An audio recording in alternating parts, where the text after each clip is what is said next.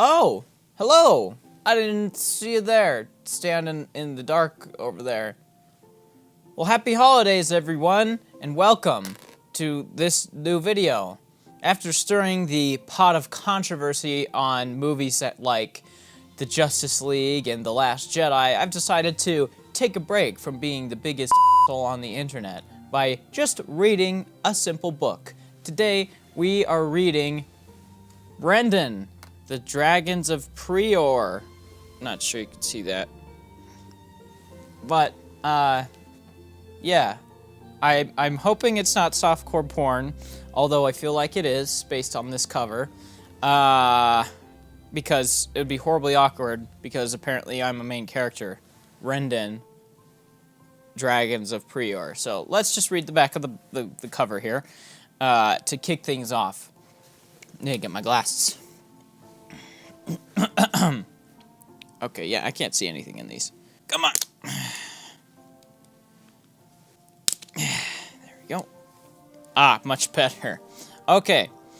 Rendan Tarkin, offense master to the Preor 3rd Fleet, has found his human mate. She is small compared to him, but her curves, delicious scent, and sky blue eyes call out to his soul. He has waited for a female for over 2 centuries, and he will fight, kill any who dare attempt to take her, even one of his own males. Is that a sentence? One moment Carla was... Who's Carla? Was deployed, unemployed, and sent... Oh, gall. One moment Carla was unemployed, and the next she was on a Preor battleship, working as a nurse for human Preor mates. Oh, and the next moment? That was when she found her sexy, alien, pink-scaled mate. It's me. Then she watched the muscular dragon shifter beat to hell, and then she was assigned a condo in Preor Tower on Earth. The person in the condo next door, that sexy alien pink-scaled male. Oh, what is happening? What is going on this back cover? So that's most of the back cover.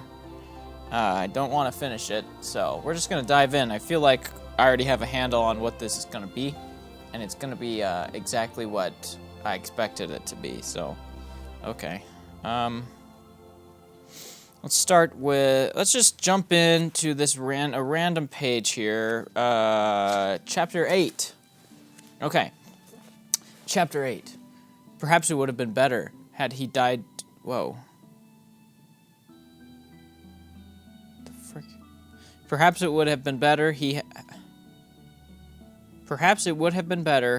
had he died during his trial with Ergan, then he would not be suffering through this unending torture.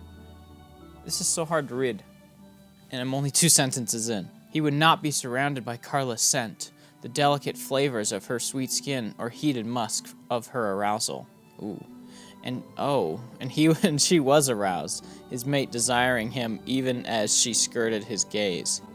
He had woken with her leaning over him, her touch delicate as she wiped his brow with a damp cloth.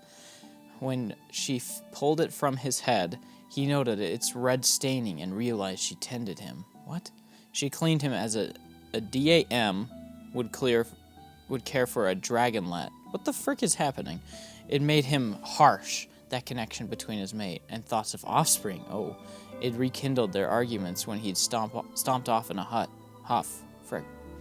Those were Grace's words when she learned of his actions. That also been before his trial with Ergan. Oh god, this is incredibly hard to read. Then she opened the doors that separated their suites. The air in their rooms mixed and mingled, bringing him her scent and teasing him with what he could not have. He spent that evening that way, mind whirling while he imagined Carla at his side, astride him, beneath him. Oh, the early hours had not been much better. Her luscious forms striding into his apartment. He had not appeared to have suffered as he had during the night, his body yearning to...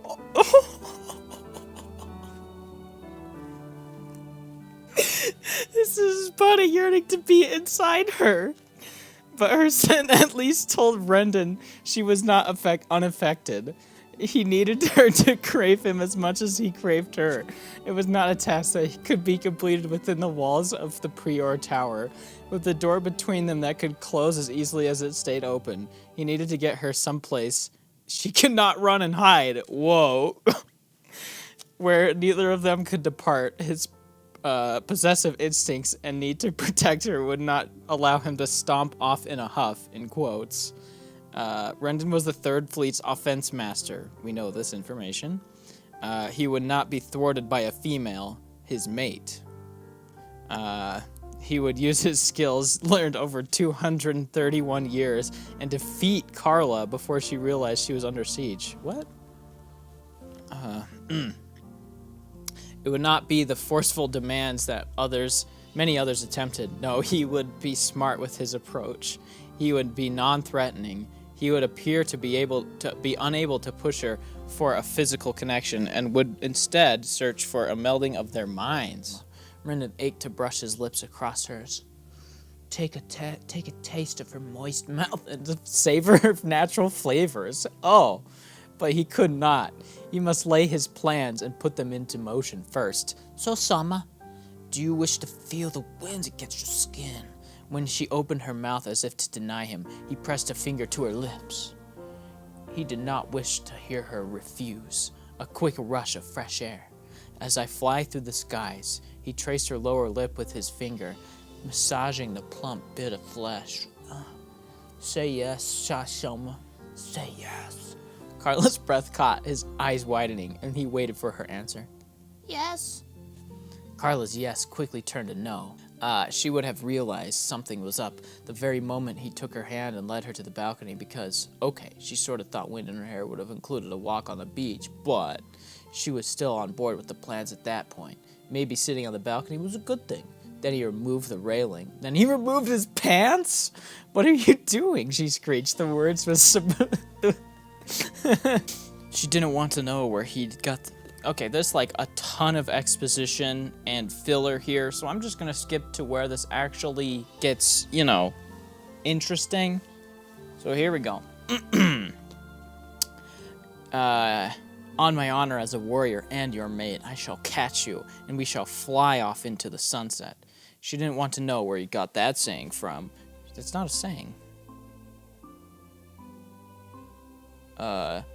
She would do this soon, even in 3, 2...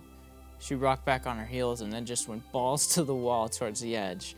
She shouted with a final leap, and she shouted with that final leap, arms and legs spread. 1! Her yell filled the air, and he also projected it at Rendan's mind, making sure his bum was going to catch her. She fell, careening through the air and toward the hard ground beneath, her speed picking up, going faster and faster, the wind whipping through her hair and yanking on her clothes. Then she waited, ground closing in on her, death looming below. 1 second turned into 2, and then 3, and she realized she was a moron for putting her trust in a man after a blur of pink sped past her. A blur of pink sped past her. Preors prefer male. Rendan. As promised, Shashoma. He quickly slipped his massive body beneath her and manipulated his wings until they fell at the same pace.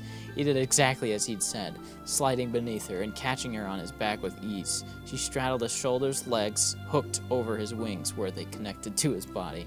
Rendan glided over the crowds below, their passage ruffling trees and sending beach sand flying into the air. There's crowds, trees and sand. Where the frick are they? He beat his wings once, twice, and then they were rising high, soaring through Tampa's blue sky. All right, maybe she was glad she said yes. End of chapter 8.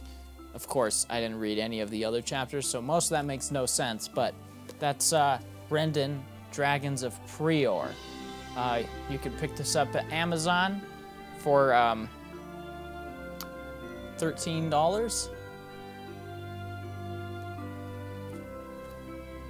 It's pretty funny, though. I wouldn't be opposed to reading more, if not most, of this in these kind of dramatic reading videos. If you like this, leave a comment or a like below. Let me know if you actually want me to finish this stupid book, or let me know what other things you want me to dramatically read, because I think this might be fun. So anyway, I'll see you in the next video. Bye-bye.